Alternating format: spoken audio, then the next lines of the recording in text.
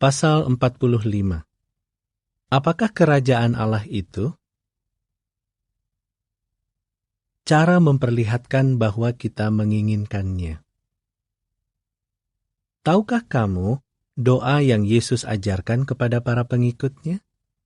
Jika kamu belum mengetahuinya, kita dapat membacanya bersama-sama dari Alkitab di Matius 6 ayat 9-13.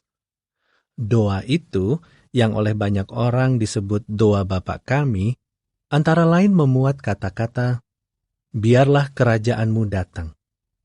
Tahukah kamu apa kerajaan Allah itu?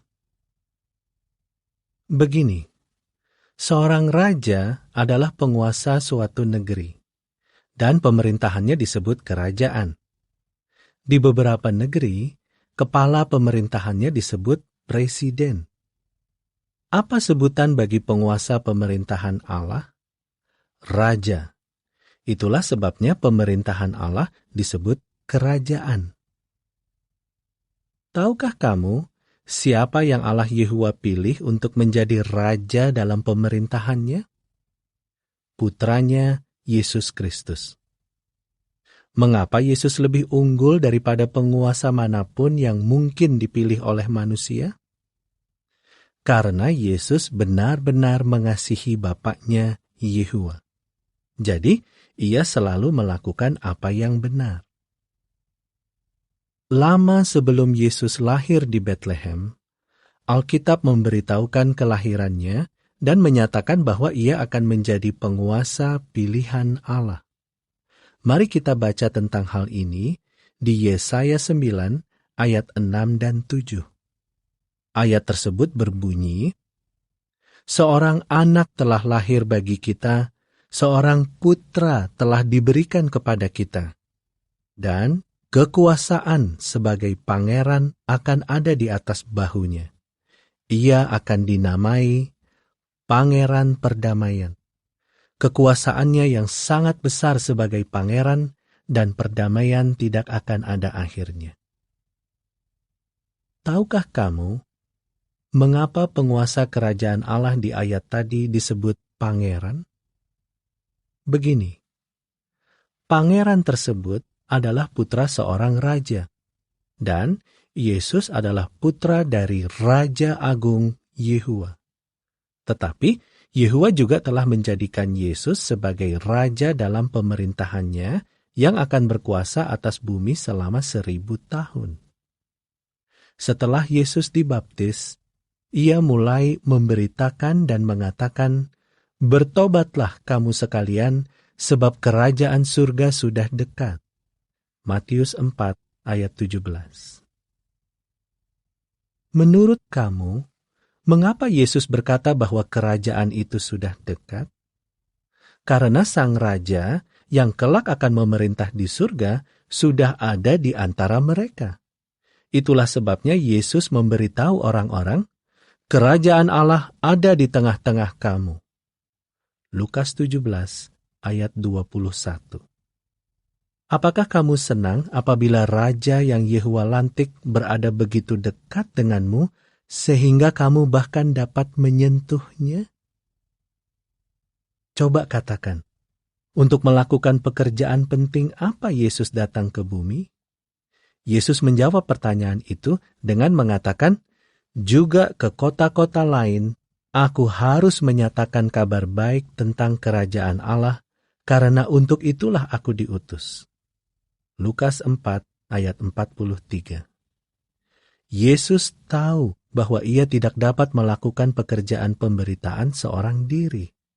Jadi, menurut kamu, apa yang ia lakukan? Yesus mengajak orang-orang lain dan memperlihatkan kepada mereka cara melakukan pekerjaan pemberitaan. Yang pertama ia latih adalah ke-12 orang yang ia pilih sebagai rasul.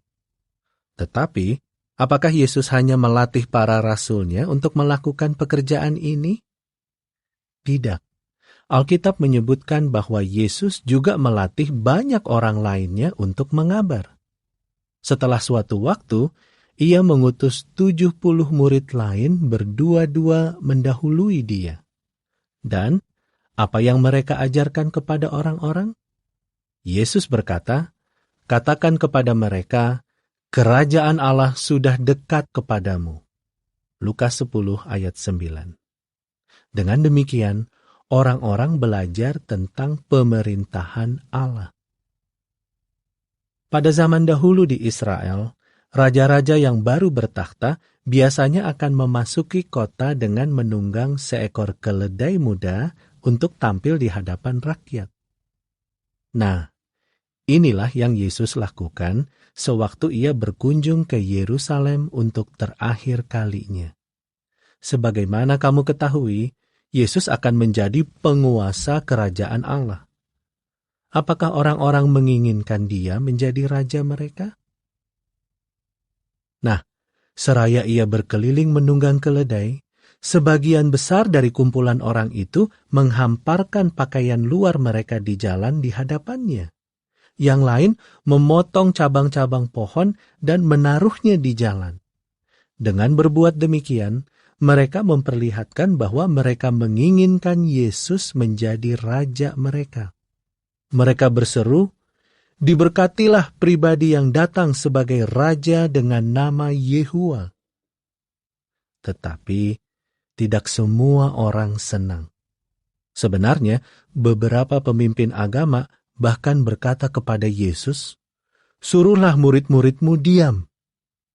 Lukas 19 ayat 28 sampai 40. 5 hari kemudian, Yesus ditangkap dan dibawa masuk ke sebuah istana untuk menghadap sang gubernur Pontius Pilatus. Musuh-musuh Yesus mengatakan bahwa Yesus mengaku sebagai raja dan dengan demikian ia melawan pemerintah Romawi. Oleh karena itu, Pilatus menanyakan hal tersebut kepada Yesus. Yesus mengatakan bahwa ia tidak berupaya mengambil alih pemerintahan. Ia memberitahu Pilatus, "Kerajaanku bukan bagian dari dunia ini." Yohanes 18 ayat 36. Lalu, Pilatus keluar dari istana dan memberitahu orang-orang bahwa ia tidak menemukan kesalahan pada Yesus. Namun, sekarang orang-orang itu tidak menginginkan Yesus menjadi raja mereka. Mereka tidak menginginkan dia dibebaskan. Setelah berbicara lagi dengan Yesus, Pilatus yakin bahwa Yesus tidak melakukan kesalahan apapun. Jadi, akhirnya setelah membawa Yesus keluar untuk terakhir kalinya, Pilatus berkata, "Lihat, rajamu." Tetapi orang-orang itu berteriak, "Singkirkan dia! Singkirkan dia! Pantek dia!" Pilatus berkata, "Haruskah aku memantek rajamu?" Imam-imam kepala menjawab, "Kami tidak mempunyai raja kecuali Kaisar." Betapa jahatnya mereka itu, bukan? Para imam yang jahat itu telah berhasil membujuk orang-orang untuk menentang Yesus. Yohanes 19 ayat 1-16. Keadaan dewasa ini sangat mirip dengan keadaan pada waktu itu. Kebanyakan orang benar-benar tidak menginginkan Yesus menjadi raja mereka.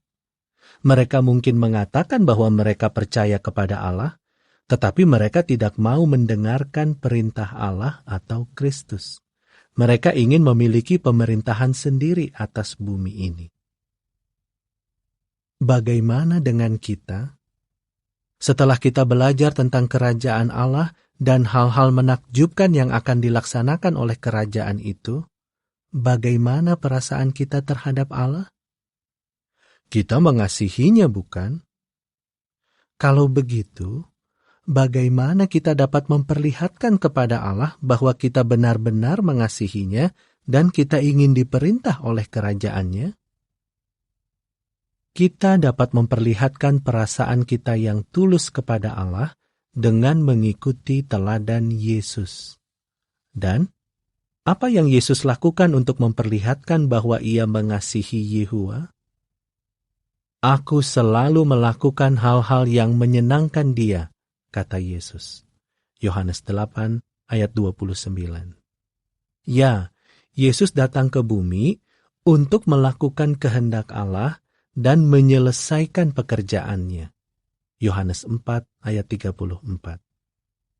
Perhatikanlah apa yang Yesus lakukan sebelum ia memulai pekerjaan pengabaran.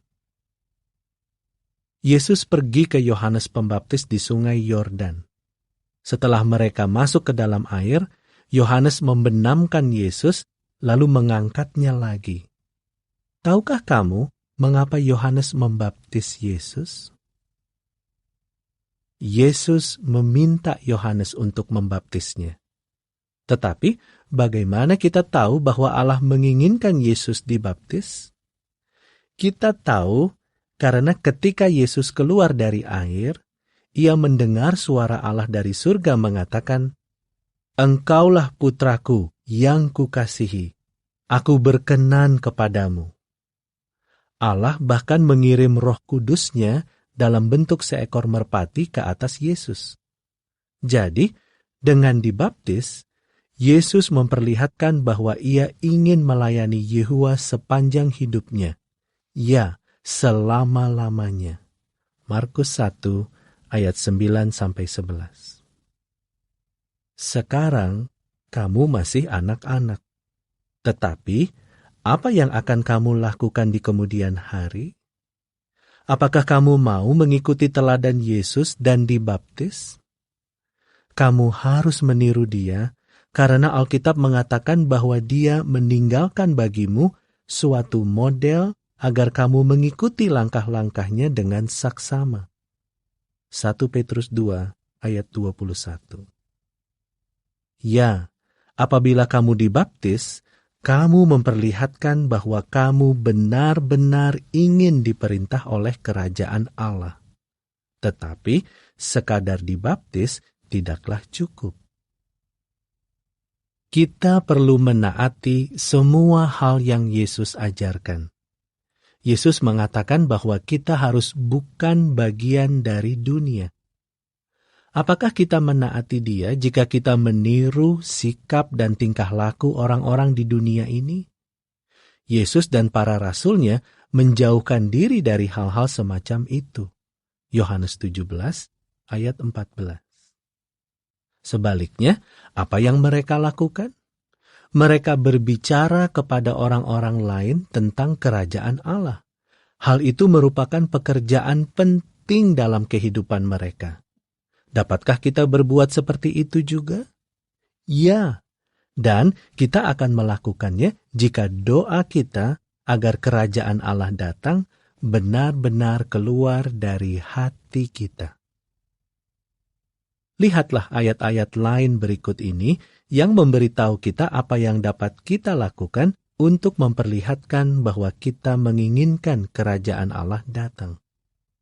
Matius 6 ayat 24-33, 24 ayat 14, 1 Yohanes 2 ayat 15-17, dan 5 ayat 3. Sekarang, mari kita lihat gambar-gambar di pasal ini dan jawablah pertanyaan-pertanyaannya. Untuk melakukan pekerjaan apa Yesus datang ke bumi?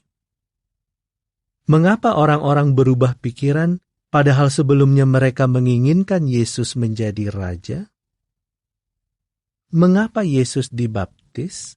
Dan bagaimana Allah memperlihatkan bahwa Ia berkenan atas pembaptisan itu?